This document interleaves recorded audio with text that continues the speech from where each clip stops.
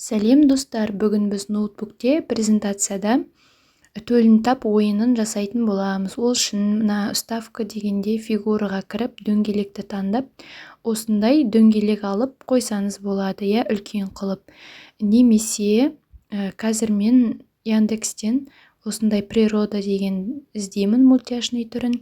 Соны бір түрін таңдап, копировать етеміз. Копировать изображение деп презентациямызға барып қоямыз. Және бұны дөңгелек қылып кесіп аламыз. Жоғарда формат рисунка, обрезать по фигуре деп дөңгелекті таңдап, осындай өзімізге қажетті дөңгелек. Мына жоғардан размерін жазсаңыз болады. Мына жерде размер жазатын жерге мен 15 деп алдым. 15-те 15 келіп қалар деп. Енді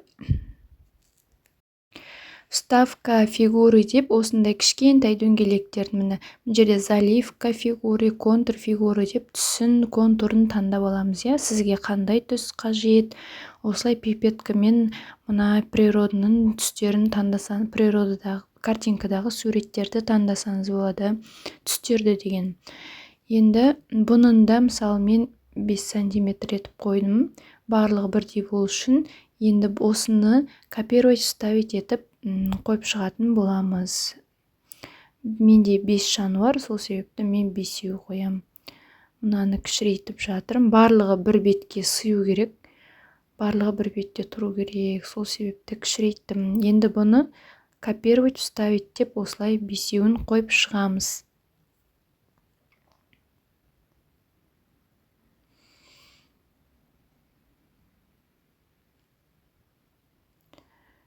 Бесеуін қойдық. Енді бұларды мен бірдей қылтып, жаңағыдай барлығы бір бағытта, барлығы бір линияда тұрсын деп барлығын қарап шығып жатырмын. Енді біз қазір ортасына мына жерде вставить деп А деп тұрады ғой, жазудың басып текстін жазамыз. Төлін тап деп жаздым. Төлін тап деп жаздым. Енді шрифін таңдап, түсін таңдап қоятын боламыз. Жасыл көкті көрдім, қызыл әдемі шығып көрнекті болып тұрады. Сосын қызыл түсті қойдым. Енді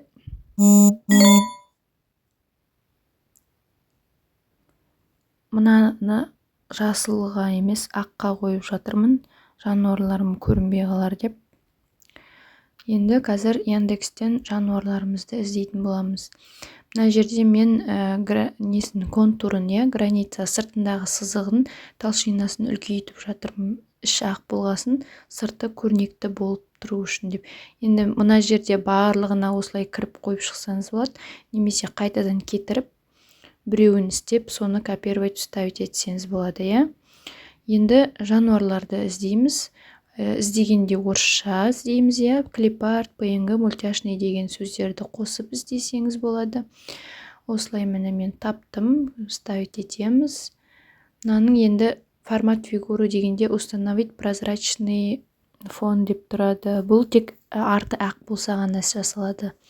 Қалған кезде жасалмайды. Өзіңіз жаңағы ремов бегеймен, артын қиятын программалармен артын өзіңіз фонын қиып аласыз. Егер артқы фоны ақ болмаса, артқы фоны ақ болса, ноутбуктен презентациядан соңғы версиясында істеледі. Ескі версияларында жоғау деймін. Мына жерде мен атты алдым. Осылайша өзімізге қажетті жануарларды осылай орналастырып шығамыз.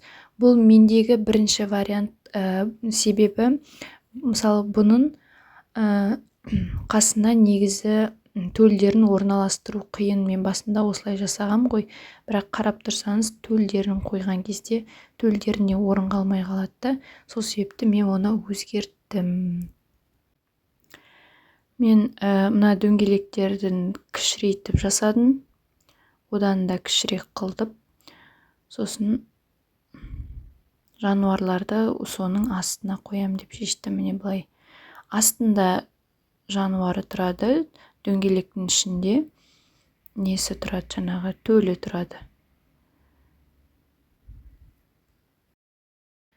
Енді көріп тұрғандарыңыздай барлық аңдардың барлығын мына жерде кейбір аңдардың арты жаңағы прозрачный фонды кескен кезде аппақ болып тұрады. Соған формат рисункыға деп барып, яркостын көбейткенде кетеді. Міне, осылай үлкен дөңгелек шеңбердің ішіне жануарлардың өзін орналастырдым да, жандарына дәл осырай кішірейтіп дөңгелектер орналастырдым. Бұл жерге жаңағы аңдардың төлін липучкамен жабыстырады, немесе немен пришивкамен қыстыруға да болады. Енді ол өзіңіздің фантазияңызға қарай қалай жабыстыруға. Осылай қойдым.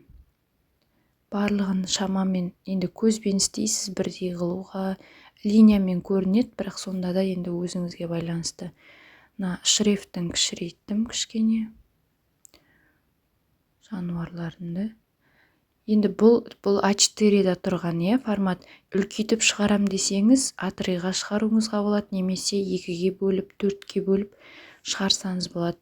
Немесе каждый балаға шығарам десеңіздер, А4 форматында каждый балаға шығаруға болады. Әр балаға бір-бірден өзіне шығаруға. Енді біздер төлдерін іздейміз. Төлін іздеп, осылай копировать етіп қойып шығамыз. Оларға бөлек дөңгелек істеймін, яғни дөңгелектің ішінде болу керек.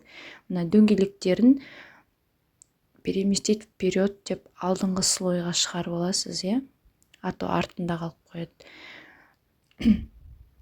Дөңгелекті жаңағы мына ортасындағы дөңгелек пен жанындағы дөңгелектер жабысып тұр ғой. Енді төлдерінің дөңгелектерді жабыстырмай қоямыз. Олар бөлек қиылады, оларды біз бөлек қиып, сосын оны бала әкеліп жабыстырады ғой. Сол үшін анаған жан-жағына артында қалып қойсам, формат рисунка дегенде жоғарында переместить назад, переместить вперед деген бар. Яғни алдыңғы слойға шығарады. Соны басып, алдына шығарып аласыз. Осылай барлық төлдердің, мына жерде мына ешкінің арты негізі андай болып қалды. Бірақ ол ақ фонда тұрғандықтан көрінбейді. Артын қиғанда. Мен жылдамдатып жібердім, себебі видеоның уақыты өте көп болып кетті. Сол себепті жылдамдатып жібердім. Түсінбей қалған жерлеріңіз болса, сұрап, комментарийға сұрақ қойсаңыздар болады. Және дәл осының телефонда жасалған түрін мен Instagram парақшама, TikTok парақшама салып қойдым. Телефондан PicsArtпен қалай жасауға болатындығын. Мінекей, осымен солай төлін тап ойыны дайын болады. Менің YouTube каналыма тіркеліп қойыңыздар, әлі алда әртүрлі көрнекіліктердің жасалу жолын көрсетемін. Сондықтан күтіңіздер, менімен бірге болыңыздар. Лайк басып, комментарий жазуды ұмытпаңыздар.